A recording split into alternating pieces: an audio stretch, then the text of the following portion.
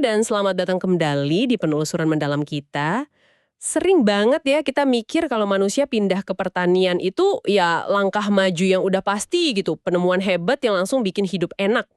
Tapi beneran segampang itu nggak sih? Pernah kepikiran nggak Anda, kenapa kok pertanian sama peternakan itu munculnya cuma di beberapa tempat? Kenapa di tempat lain nggak? Terus waktunya juga beda-beda banget gitu. Nah, ini pertanyaan intinya nih, menarik banget. Seringkali jawabannya itu bukan soal siapa yang lebih pintar atau maju kan? Bukan soal itu ya? Bukan, lebih ke kondisi lingkungan, ada nggak sih sumber daya alam di situ yang bisa diolah, terus juga ada rangkaian keputusan, adaptasi, yang kejadiannya itu ribuan tahun, dan konsekuensi jangka panjang dari pilihan-pilihan itu seringnya ya nggak disadari sama orang zaman dulu. Oke, oke. Mari kita coba bedah lebih dalam nih buat Anda. Hari ini kita fokus gali akar masalahnya dari bab 6 buku legendaris Jared Diamond, Guns, Germs, and Steel. Judulnya, Bertani atau Tidak Bertani. Jadi, misi kita bareng-bareng nih, mengungkap lapisan-lapisan rumit di balik salah satu transisi paling dasar lah dalam sejarah manusia. Kenapa produksi pangan nyebarnya nggak rata? Ini bukan cuma soal gandum sama sapi, tapi soal pilihan, tekanan, dan ya kebetulan juga yang akhirnya membentuk dunia kita sekarang. Penting banget nih buat Anda pahami di awal, pindah ke produksi pangan itu bukan kayak saklar lampu on-off gitu. Nggak ada momen, aha, satu kali di mana orang tiba-tiba nemu pertanian. Nggak ada ya? Nggak. Ini logika spektrum ya. Evolusi pelan-pelan yang seringkali akarnya itu udah ada di praktek para pemburu pengumpul sendiri. Dan, ini nih yang penting banget, di tahap awal, bertani itu seringkali bukan pilihan yang jelas lebih bagus dibanding berburu meramu. Wah, menarik. Apalagi kalau dilihat dari sisi efisiensi kerja atau variasi gizinya. Wah, ini langsung bongkar asumsi umum ya. Jadi bukan revolusi semalam gitu ya. Tapi proses panjang. Yang bikin penasaran tuh, gimana akumulasi dari keputusan-keputusan kecil, mungkin karena butuh buat jangka pendek aja, atau adaptasi lokal kelompok-kelompok pemburu pengumpul ribuan tahun lalu itu, pelan-pelan tapi pasti belokin arah sejarah jadi beda banget. Iya, betul. Mari kita mulai dengan lurusin dulu deh beberapa salah paham yang sering muncul kalau Anda bayangin masa lalu ini. Yang pertama, pastinya gambaran kaku soal pemburu pengumpul itu pasti nomaden, pindah-pindah terus, dan petani itu pasti menetap. Padahal aslinya lebih warna-warni kan ya? Betul sekali. Banyak bukti kok kelompok pemburu pengumpul yang hidupnya menetap atau semi-menetap. Kenapa? Ya karena mereka tinggal di lingkungan yang sumber dayanya melimpah banget. Contohnya? Contoh klasiknya itu masyarakat adat di pantai Pasifik Barat Laut Amerika Utara. Sumber daya lautnya kan banyak tuh. Atau mungkin juga beberapa kelompok di Australia Tenggara zaman dulu. Oh, oke. Jadi menetap nggak otomatis bertani ya? Benar. Malah ada kasus di mana kelompok manusia itu menetap duluan karena sumber daya liarnya banyak dan stabil. Baru deh, pelan-pelan mereka adopsi atau kembangin praktik pertanian. Ada contohnya di mana tuh? Contohnya bisa dilihat di situs-situs arkeologi awal di bulan sabit subur, kayak Palestina kuno, atau di pesisir Peru. Di sana sumber daya laut mendukung pemukiman sebelum pertanian jagung benar-benar berkembang. Bahkan di Jepang juga, zaman prapertanian dengan budaya Jomonnya itu. Dan satu lagi nih yang penting, kita harus buang anggapan kalau pemburu pengumpul itu primitif atau kurang ilmu. Justru sebaliknya kan, pemahaman mereka soal lingkungan tuh luar biasa. Tepat, pengetahuan ekologi tradisional mereka tuh canggih banget loh. Contohnya nih, penduduk asli Australia, selama puluhan ribu tahun, mereka tuh aktif ngelola landscape pakai api selektif, kadang disebut fire stick farming. Fire stick farming? Gimana tuh? Itu bukan bakar hutan sembarangan ya, tapi pakai api terkontrol buat meremajakan tumbuhan, mendorong tumbuhnya tanaman pangan tertentu yang tahan api, bikin padang rumput buat narik hewan buruan, terus juga biar gampang gerak. Mereka juga punya teknik panen umbi-umbian liar yang berkelanjutan, jadi sebagian ditinggal biar tumbuh lagi. Ini kan pengelolaan sumber daya aktif, bukan cuma pasif ngambil aja. Jadi ini bukan lompatan dari nggak tahu apa-apa jadi tahu nanam. Lebih kayak geser fokus gitu ya, dan intensifikasi dari praktek pengelolaan sumber daya yang udah ada. Nah kalau gitu, apa dong yang bikin beberapa kelompok pemburu pengumpul ini mulai gerak lebih jauh ke arah produksi pangan yang lebih intensif, yang akhirnya kita sebut pertanian? Nah, ini dia nih pertanyaan intinya, sejarah manusia. Seperti yang tadi udah disinggung sedikit, peralihan ini seringnya nggak didorong sama bayangan hidup yang lebih enak atau lebih gampang. Oh iya. Iya, pertanian awal itu, coba bayangin, bajak tanah pakai alat sederhana, nanem, nyangin rumput liar, panen. Itu seringkali butuh kerja jauh lebih keras per kalori yang didapat dibanding berburu atau meramu di lingkungan yang mendukung. Jadi, pasti ada tekanan atau faktor pendorong lain. Salah satu faktor utama yang diangkat Diamond kan itu, potensi menurunnya ketersediaan makanan liar. Bisa jadi karena perubahan iklim pasca zaman es gitu ya, yang mengubah sebaran hewan sama tumbuhan, atau mungkin tekanan populasi manusia yang pelan-pelan naik jadi overhunting gitu. Apa ini pemicu utamanya? Itu sering jadi salah satu pemicu penting, semacam cambuknya lah, yang bikin orang nyari alternatif. Tapi kan perlu ada wortelnya juga. Wortelnya? Maksudnya? Perluas, termasuk nenek moyang gandum sama jelai di wilayah bulan sabit subur. Tanaman ini udah lumayan produktif dalam bentuk liarnya, jadi fokus eksploitasi manusia. Teknologi pasti juga berperan penting dong biar eksploitasi tanaman liar ini jadi lebih mungkin. Bukan cuma soal nanemnya, tapi juga ngolahnya kan? Tentu saja, perkembangan atau penyempurnaan alat-alat itu jadi kunci. Bayangin sabit dari batu api atau tulang buat manen rumpun biji-bijian liar biar lebih efisien, terus lumpang sama alu atau batu giling buat numbuk atau giling biji keras jadi tepung. Penyimpanan juga penting ya? Betul, teknik bikin keranjang yang lebih bagus buat ngangkut sama nyimpan hasil panen. Bahkan inovasi masak, kayak pengembangan tungku tanah atau teknik manggang roti pipih, itu bikin biji-bijian ini lebih gampang dicerna, lebih enak. Semua ini pelan-pelan naikin untungnya lah dari usaha ngumpulin sama ngolah tanaman liar. Lalu ada faktor demografi tadi, kepadatan penduduk. Itu gimana kerjanya? Kayak teka-teki ayam sama telur ya rasanya? Memang ada unsur lingkaran umpan balik di sini. Di satu sisi, produksi pangan naik dikit aja, itu udah memungkinkan populasi tumbuh sedikit lebih besar atau jadi lebih menetap. Nah, di sisi lain, populasi yang lebih padat itu neken sumber daya liar yang ada, jadi orang makin bergantung sama makanan budidaya. Populasi lebih gede juga berarti tenaga kerja lebih banyak buat pertanian ya? Nah, itu dia. Jadi, produksi pangan sama kepadatan penduduk itu saling dorong dalam spiral gitu, yang jalannya pelan selama ribuan tahun. Dan lingkaran ini makin kuat kalau ada interaksi antar kelompok ya. Gimana tekanan dari luar, dari kelompok petani lain, itu ngaruh ke pilihan bertani atau enggak? Ini faktor eksternal yang kuat banget. Ketika satu kelompok mulai bertani dan populasi mereka tumbuh, mereka cenderung unggul jumlah. Lebih banyak orang kan berarti lebih banyak prajurit potensial. Selain jumlah, Masyarakat agraris juga cenderung ngembangin teknologi yang lebih kompleks. Nantinya termasuk metalurgi, sama organisasi sosial yang lebih hierarkis, ini bisa jadi kekuatan militer juga. Terus, hidup deketan sama hewan ternak bikin mereka kena kuman yang jadi penyakit endemik kayak cacar, campak. Mereka jadi punya kekebalan parsial, tapi buat kelompok pemburu pengumpul yang belum pernah kena, itu bisa mematikan. wah, jadi kombinasi banyak hal ya. Iya, kombinasi keunggulan demografis, teknologi, organisasi, sama kuman, ini sering bikin kelompok petani bisa ngalahin, gusur, atau asimilasi tetangga pemburu pengumpul mereka. Ini membawa kita ke pertanyaan kunci nih. Dari sudut pandang orang atau kelompok kecil ribuan tahun lalu, kenapa ngambil langkah yang kayaknya berisiko dan lebih berat ini? Kalau Anda pemburu pengumpul di lingkungan yang lumayan kaya, ngapain repot-repot mulai bertani? Jelas, bukan cuma soal ngejar kalori per jam kerja ya, apalagi di fase awal. Mungkin salah satu motivasi utamanya itu ngurangin risiko. Risiko apa tuh?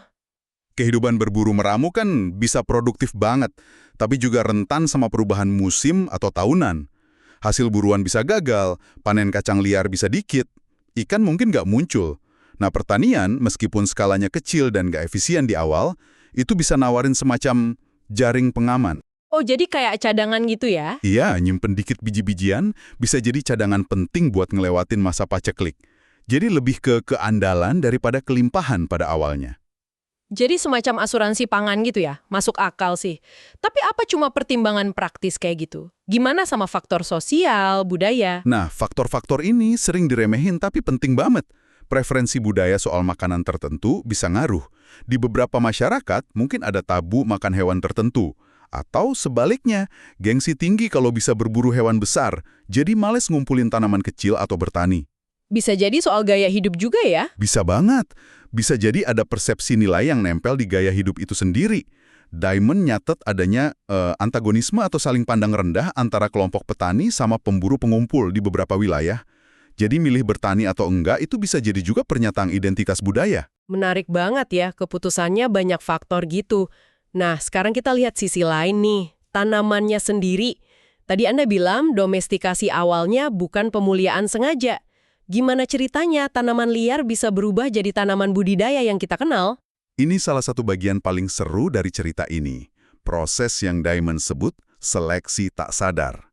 Manusia, tanpa niat sama sekali buat rekayasa genetika tanaman, secara nggak sengaja malah jadi agen seleksi alam yang kuat buat tumbuhan di sekitar mereka. Kalau kita hubungkan ke gambaran besar ya, aktivitas sehari-hari manusia dalam milih, manen, nyimpan, nanam lagi benih, itu pelan-pelan ngebentuk ulang sifat tanaman biar lebih cocok sama kebutuhan manusia. Seleksi tak sadar, kedengerannya agak aneh ya. Bisa kasih contoh nyata nggak gimana ini terjadi tanpa sengaja? Tentu, ambil contoh klasik deh. Mekanisme penyebaran benih di rumput liar, kayak nenek moyang gandum atau jelai. Di alam liar kan, tanaman ini berevolusi biar bijinya gampang rontok atau pecah dari tangkainya pas mateng, biar bisa nyebar sendiri kena angin atau nempel di hewan. Iya, iya. Tapi, secara kebetulan alamiah, pasti ada beberapa tanaman mutan di mana sambungan antara biji sama tangkai itu agak lebih kuat, jadi nggak gampang rontok. Nah, coba Anda bayangin jadi pemanen awal pakai sabit sederhana. Biji mana yang bakal lebih banyak kekumpul di keranjang Anda? Yang nggak gampang rontok itu dong. Yang gampang rontok udah jatuh duluan ke tanah. Nah, itu dia. Secara nggak sengaja, cuma dengan tindakan manen itu aja, manusia udah milih varian yang bijinya nempel lebih kuat. Terus, pas benih hasil panen ini ditanam lagi musim depannya? Generasi berikutnya makin banyak yang sifatnya itu ya? Persis. Generasi berikutnya bakal punya proporsi lebih tinggi dari tanaman dengan sifat nggak gampang rontok ini. Ulangi terus proses ini selama puluhan atau ratusan generasi, dan Anda bakal dapat tanaman yang hampir semua bijinya nempel di tangkai sampai dipanen manual. Ini sifat kunci Cerealia domestik. Manusia milih sifat yang untung buat pemanen, bukan buat penyebaran alami tanaman itu. Lalu tadi ada contoh menarik soal tempat sampah atau jamban kuno jadi laboratorium pertanian. Iya, itu ilustrasi bagus lainnya soal seleksi tak sadar. Manusia kan secara alami milih buah yang paling gede, paling manis, paling nggak pahit, atau paling gampang dimakan dari tumbuhan liar. Pastinya. Nah, biji dari buah-buahan pilihan ini seringnya ikut ketelen atau dibuang gitu aja. Di tumpukan sampah atau dekat tempat buang air di sekitar pemukiman. Tanah di situ biasanya subur kan, banyak bahan organik. Pas biji-biji ini tumbuh, tanaman yang muncul itu keturunan dari buah-buahan terbaik yang udah diseleksi sama selera manusia. Jadi tanpa sadar, tempat sampah jadi tempat persemaian pertama buat varietas unggul. Luar biasa. Jadi kebiasaan makan sama sanitasi purba aja ikut andil ya? Gimana sama sifat lain, kayak perkecambahan? Itu juga contoh penting. Banyak biji tanaman liar punya mekanisme dormansi lapisan kulit tebal atau zat kimia penghambat biar nggak langsung tumbuh pas jatuh ke tanah. Ini strategi bertahan hidup di alam liar, nunggu kondisi pas misalnya musim hujan. Oke. Tapi kadang muncul mutasi yang bikin lapisan pelindung ini lebih tipis atau penghambatnya hilang. Di alam liar, mutansi ini mungkin kurang beruntung, bisa tumbuh di waktu yang salah. Tapi, dalam siklus pertanian manusia, di mana benih dipanen, disimpan terus ditanam serentak di awal musim tanam, justru mutan yang bisa tumbuh cepat dan barengan ini yang paling untung. Oh, jadi mereka yang kepilih ya? Iya, mereka tumbuh duluan, lebih mungkin dipanen, dan benihnya ditanam lagi. Sekali lagi, seleksi tak sadar yang kuat. Ini ngingetin sama contoh klasik seleksi alam yang sering diajarin. Ngengat Biston betularia di Inggris pas revolusi industri. Ngengat terang dominan di lingkungan bersih, tapi pas polusi bikin pohon jadi hitam, varian gelap yang langka malah jadi lebih gampang sembunyi dari predator, jadi dominan. Kalau di pertanian, manusianya yang ngubah lingkungan seleksi buat tanamannya. Analogi yang pas banget. Manusia bikin tekanan seleksi baru. Selain itu, ada juga seleksi berdasarkan sistem reproduksi tanaman. Tanaman yang bisa nyerbukin dirinya sendiri, self-pollinating, atau berkembang biak aseksual vegetatif, misalnya dari umbi, stek, atau akar, kayak ubi jalar, itu cenderung lebih gampang didomestikasi. Kenapa tuh? Karena sifat unggul yang muncul di satu tanaman, misalnya buah lebih gede, rasa lebih enak, bisa dipertahanin di keturunannya tanpa kecampur atau hilang gara-gara penyerbukan silang sama varian liar yang kurang bagus.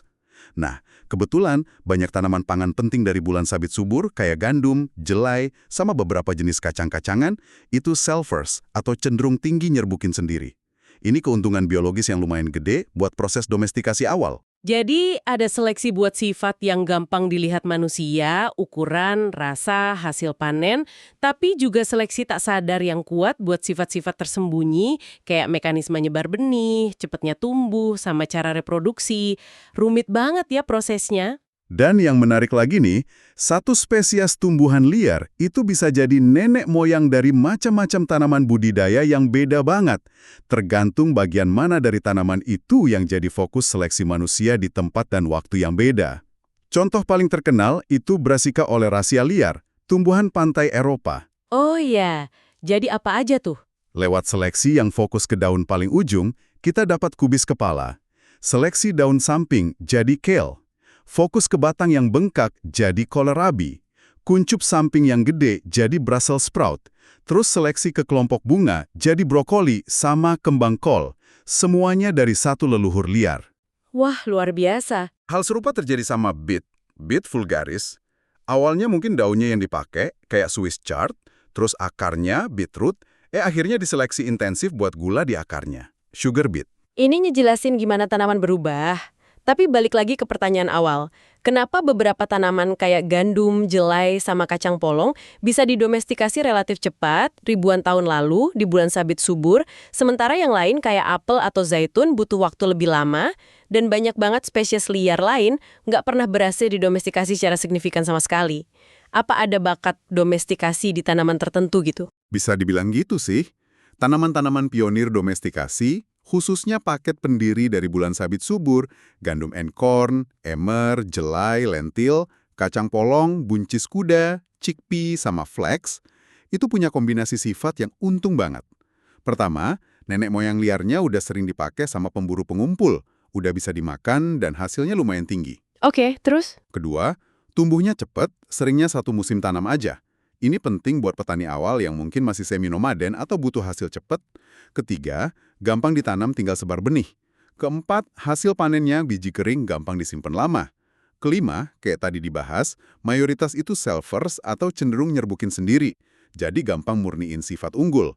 Dan keenam, yang nggak kalah penting, perubahan genetik yang dibutuhin biar jauh lebih berguna buat manusia, kayak biji nggak rontok, biji lebih gede, dormansi hilang, ternyata relatif dikit dan dikontrol sama satu atau beberapa gen aja. Gimana sama tanaman yang lebih susah? Apa aja hambatannya? Wah, banyak banget hambatannya. Ambil contoh, pohon buah kayak zaitun, ara, kurma, atau delima, yang juga didomestikasi di Mediterania sama Timur Tengah. Masalah utamanya, mereka butuh waktu bertahun-tahun dari nanam biji sampai mulai berbuah. Ini butuh kesabaran sama kemapanan yang lebih tinggi dari masyarakat petani awal. Selain lama berbuah, Banyak pohon buah, terutama apel, pear, plum, cherry, itu obligate cross-pollinators. Artinya, mereka nggak bisa nyerbukin diri sendiri, butuh serbuk sari dari pohon lain yang genetiknya beda buat ngasilin buah. Lebih parahnya lagi, kalau Anda nanam biji dari apel enak, pohon yang tumbuh kemungkinan besar buahnya beda banget dan seringnya nggak enak karena variasi genetiknya tinggi. terus solusinya gimana? Solusinya ya perbanyakan vegetatif, kayak okulasi, grafting, nempelin cabang dari pohon induk unggul ke batang bawah pohon lain. Ini teknik yang jauh lebih canggih dan jelas munculnya jauh lebih belakangan dalam sejarah pertanian. Jadi kompleksitas biologis tanamannya sendiri jadi faktor penentu gede ya? Terus ada juga kasus tanaman yang awalnya cuma numpang jadi gulma, tapi akhirnya malah ikut dibudidaya ya? Betul, rye, gandum hitam, sama oat, hafer, itu kayaknya awalnya gulma yang numbuh di ladang gandum sama jelai di bulan sabit subur dan Eropa. Di iklim yang lebih dingin atau tanah yang lebih miskin, di mana gandum sama jelai kurang subur, gulma ini malah tumbuh lebih baik. Lama-lama, petani di wilayah itu mulai sengaja nanam rye sama oat jadi tanaman utama. Proses mirip mungkin terjadi sama lobak, beet, daun bawang, selada, yang awalnya mungkin gulma di ladang lain. Dan Anda juga nekenin pentingnya kombinasi tanaman. Kenapa paket ini penting banget? Karena nyediain diet yang lebih seimbang gizinya. Serealia kayak gandum, jagung, atau padi itu sumber kalori bagus dari karbohidrat, tapi biasanya rendah protein sama beberapa asam amino esensial. Nah, polong-polongan. Polong-polongan, kacang-kacangan, lentil kedelai, sebaliknya, kaya protein dan ngelengkapin profil asam amino sereal. Di hampir semua pusat pertanian independen di dunia, kita lihat pengembangan paket inti yang isinya minimal satu serealia padat kalori sama satu polong-polongan kaya protein. Contohnya tadi ya. Iya, gandum, jelai plus kacang polong lentil di bulan sabit subur. Jagung plus macam-macam kacang, beans, di Mesoamerika. Padi atau millet plus kedelai di Tiongkok.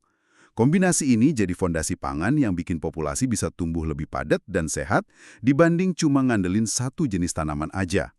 Ketersediaan paket tanaman dan juga hewan ternak ya, yang cocok didomestikasi di satu wilayah, kayak yang dipunya bulan sabit subur, itu jelas ngasih keuntungan awal yang signifikan banget. Oke, balik lagi ke dinamika manusianya nih. Setelah pertanian mulai mapan dan nyebar, apa yang terjadi sama kelompok-kelompok pemburu pengumpul yang sebelumnya tinggal di wilayah subur itu? Gimana nasib mereka pas ketemu gelombang petani ini?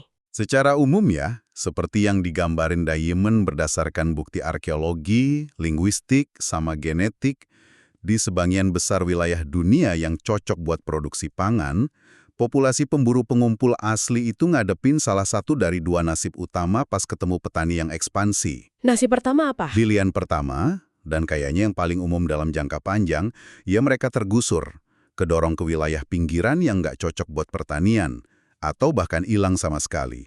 Bisa karena konflik langsung, atau kalah saing jumlah populasi sama sumber daya. Itu terjadi di mana aja? Ini kayaknya terjadi di banyak tempat zaman prasejarah, misalnya penyebaran penutur Austronesia yang bawa pertanian dari Taiwan ke seluruh Indonesia sama Pasifik, gantiin populasi pemburu pengumpul sebelumnya. Juga penyebaran petani berbahasa Bantu di sebagian besar Afrika subekuator atau perluasan pertanian di Eropa. Proses serupa tentu aja terjadi lebih jelas di era modern dengan kolonisasi Eropa di Amerika, Australia, sama sebagian Afrika.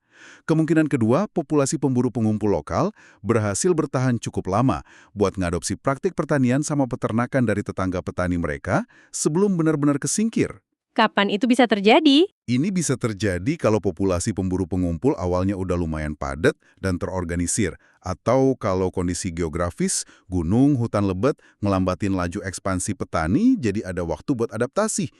Contoh potensial adopsi ini mungkin terjadi di beberapa wilayah kayak Amerika Serikat Barat Daya, adopsi jagung, Mediterania Barat, pesisir Atlantik Eropa, sama sebagian Jepang.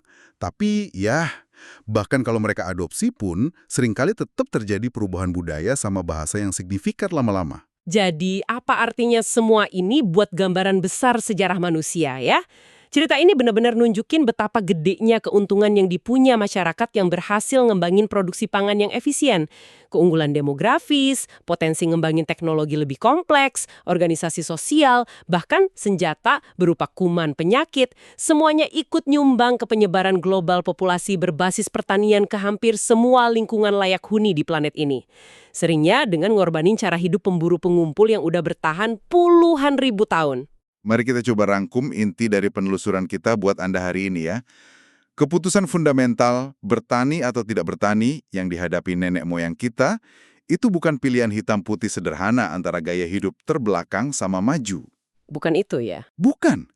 Sebaliknya, ini hasil interaksi yang rumit banget dan berlangsung lama antara macam-macam faktor. Tekanan lingkungan, kayak kurangnya sumber liar, ketersediaan peluang, adanya tanaman sama hewan liar yang cocok secara biologis buat didomestikasi, perkembangan pelan-pelan teknologi pendukung, alat panen, ngolah, nyimpen, dinamika pertumbuhan sama kepadatan populasi manusia, persaingan antar kelompok, plus proses evolusi menarik di mana seleksi tak sadar oleh manusia pelan-pelan ngubah tumbuhan sama hewan liar jadi spesies domestik. Dan jelas banget dari pembahasan bab 6 ini, bahwa wilayah geografis yang kebetulan punya paket tanaman dan hewan pendiri yang lebih kaya dan lebih gampang didomestikasi, kayak bulan sabit subur, itu dapat untung awal yang luar biasa. Keunggulan inilah yang kemudian menurut argumen Diamond di keseluruhan bukunya jadi salah satu fondasi utama buat perkembangan selanjutnya dari teknologi yang lebih kompleks, organisasi politik yang lebih besar, dan ya senjata, kuman, dan baja yang akhirnya ngebentuk dunia modern. Penelusuran ini benar-benar ngegarisbawahi gimana arah sejarah itu seringkali nggak ditentuin sama niat besar atau kejeniusan satu orang, tapi lebih karena pertemuan antara kondisi lingkungan, kebetulan biologis, sama serangkaian respons adaptif manusia terhadap tekanan dan peluang jangka pendek. Pilihan-pilihan kecil yang dibikin ribuan tahun lalu, tanpa disadari konsekuensinya, ternyata efeknya gede banget sepanjang sejarah.